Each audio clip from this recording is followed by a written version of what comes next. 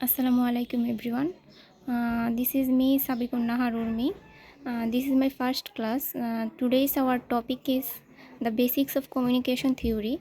I will try to explain everything in easy way so that everyone can understand easily. So let's start. First time আমাদের জানতে হবে যে কমিউনিকেশনের main আমাদের উদ্দেশ্যটা কী। তো হচ্ছে আমরা যখন একটা মেসেজ যখন আমরা একটা রিসিভারের কাছে পাঠাই, তখন হচ্ছে মেসেজটা হচ্ছে কিভাবে যায় সেটার ভিতরে মানে যাওয়ার পথে কি কি প্রসেসিং আছে ওইটা আমাদের জানতে হবে। কারণ একটা মেসেজ সিগন্যালের ফ্রিকোয়েন্সি খুবই লো। এই লো ফ্রিকোয়েন্সিতে তো মানে আমরা তো যখন দূর দূরান্তে পাঠাই তখন তো এটা যেতে পারে না, এটার ফ্রিকোয়েন্সি লো। আস্তে আস্তে এটা যাওয়ার পথে ফ্রিকোয়েন্সিটা আরও কমে যায়। তো এখন হচ্ছে আমাদের যে মেসেজ সিগন্যাল সেটার সাথে আমরা হচ্ছে একটা কেরিয়ার সিগন্যাল মাল্টিপ্লাই করে দিই। তো কেরিয়ার সিগন্যাল হচ্ছে আমাদের হাই ফ্রিকোয়েন্সি আর মেসেজ সিগন্যাল হচ্ছে লো ফ্রিকোয়েন্সি। দেন দুইটা হচ্ছে মাল্টিপ্লাই হয়ে আমরা যে সিগন্যালটা পাই সেটা হচ্ছে মডিউলেটেড ফ্রিকোয়েন্সি। বাট এটা আমাদের যে অ্যাকচুয়াল যে মেসেজটা সেটা কিন্তু মডিউলেটেড সিগন্যাল না। দেন আমরা পরে দেখব যে কিভাবে হচ্ছে মডিউলেটেড সিগন্যাল থেকে আমাদের পিওর মেসেজ সিগন্যালটা পাই। এরপর আমরা দেখব কমিউনিকেশন সিস্টেমের হচ্ছে ব্লক ডায়াগ্রাম। তো ফার্স্টে আমরা হচ্ছে একটা ইনপুট মেসেজ দিলাম, ওই মেসেজটা হচ্ছে ইনপুট ট্রান্সডিউসারের মধ্যে দিয়ে যাবে। দেন আমরা হচ্ছে ইনপুট সিগন্যালটা পাবো। ওই সিগন্যালটা হচ্ছে ট্রান্সমিটারের মধ্যে দিয়ে যাওয়ার পর ট্রান্সমিটেড সিগন্যাল হবে। ওই সিগন্যালটা একটা চ্যানেলের মধ্যে যাবে। ওই চ্যানেলে হচ্ছে আমাদের চারপাশের যে ডিস্টরশন এবং নয়েজ আছে ওইগুলো অ্যাড হবে। অ্যাড হওয়ার পর যে আউটপুট সিগন্যালটা পাবো সেটা হচ্ছে আমরা রিসিভারের মধ্যে পাঠাবো। রিসিভারের মধ্যে পাঠানোর পর যে আউটপুট সিগন্যালটা ওইটা হচ্ছে আউটপুট ট্রান্সডিউসারের মধ্যে দিয়ে যাবে। দেন আমরা হচ্ছে আউটপুট মেসেজটা পাবো। এরপর আমরা দেখব হচ্ছে সিগন্যাল অ্যাটেনিউশন কি। সিগন্যাল অ্যাটেনিউশন হলো যে একটা সিগন্যালের যে অ্যামপ্লিটিউডটা সেটা ধীরে ধীরে কমতে থাকবে।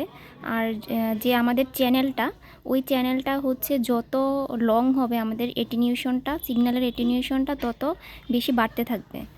দেন হচ্ছে নয়েজ অ্যান্ড ডিস্টরশনের মধ্যে হচ্ছে আমাদের অ্যাটেনিউশন আছে। এরপর হচ্ছে নয়েজের কারণে হচ্ছে আমাদের একটা মাল্টিপাথ ইফেক্ট হয়। মাল্টিপাথ ইফেক্ট হলো যে একটা সিগন্যাল বিভিন্ন পথে যখন রিসিভারের কাছে ফিরে আসে সেটাই হচ্ছে মাল্টিপাথ ইফেক্ট।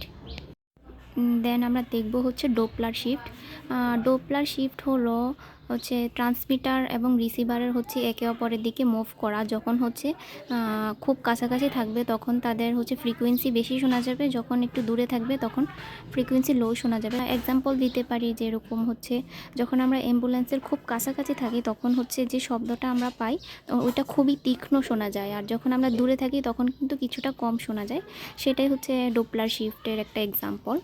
দেন আমরা কিছু ডেফিনেশন দেখব, সেটা হচ্ছে ব্যান্ডউইথ হলো হচ্ছে একটি কমিউনিকেশন চ্যানেল একটা নির্দিষ্ট সময়ে হচ্ছে সর্বোচ্চ যতগুলো ডাটা পাঠাতে পারে সেটাই হচ্ছে যে ব্যান্ডউইথ। মানে হচ্ছে ডাটা বহনের যে ক্ষমতাটা সেটা হচ্ছে ব্যান্ডউইথ।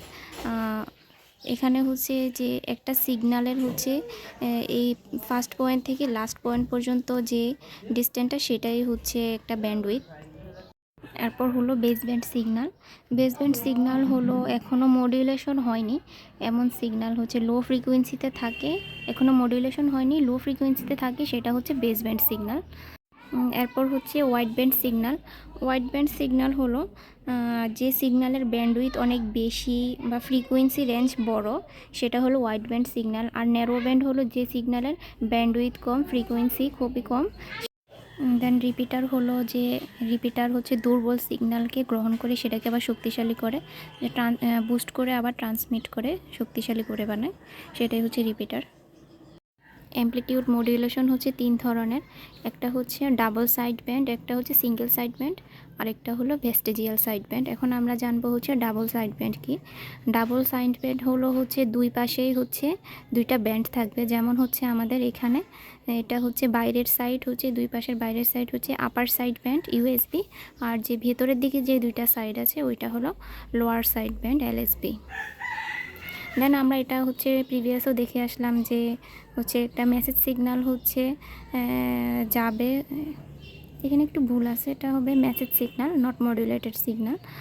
মেসেজ সিগন্যাল হচ্ছে ক্যারিয়ারের সাথে মাল্টিপ্লাই হয়ে হচ্ছে যে সিগন্যালটা পাবো সেটা হচ্ছে মডিউলেটেড সিগন্যাল। এখন আমরা দেখছি হচ্ছে এখানে একটা মেসেজ সিগন্যাল। এই মেসেজ সিগন্যালটা যখন হচ্ছে আমরা মডুলেশন করব তখন আমরা এখানে একটা এনভেলপ ডিটেক্টর দেখব। মানে মডুলেশন করার পর এনভেলপ ডিটেক্টর দেখা যাবে হচ্ছে যখন আমরা অ্যামপ্লিটিউড মডুলেশন করব। এখানে হচ্ছে একটা মেসেজ সিগন্যালের অ্যামপ্লিটিউড হলো 2A। এরপর আমরা যখন এটাকে মডুলেশন করার পর হচ্ছে আমরা দুইটা স্পেকট্রাম পাবো। কারণ হচ্ছে আমরা এখানে যে ফোরিয়ারটা করার পর যেটা পেয়েছিলাম যে মডুলেশনে আমাদের দুইটা পার্ট আসে, একটা হচ্ছে প্লাস পার্ট, একটা হচ্ছে মাইনাসের পার্ট। এর জন্য হচ্ছে আমরা এখানে দুইটা হচ্ছে স্পেকট্রাম পাই, একটা প্লাসের দিকে আর একটা মাইনাসের দিকে। দেন হচ্ছে আমাদের অ্যামপ্লিটিউডটা হচ্ছে মডুলেশনের পর হাফ হয়ে যাবে, হাফ হয়ে 2A ছিল এখন A হয়েছে। এরপর হচ্ছে আমাদের যে ব্যান্ডউইথ এটা হচ্ছে ডাবল হয়ে যাবে, এর জন্য 4 পাইবি।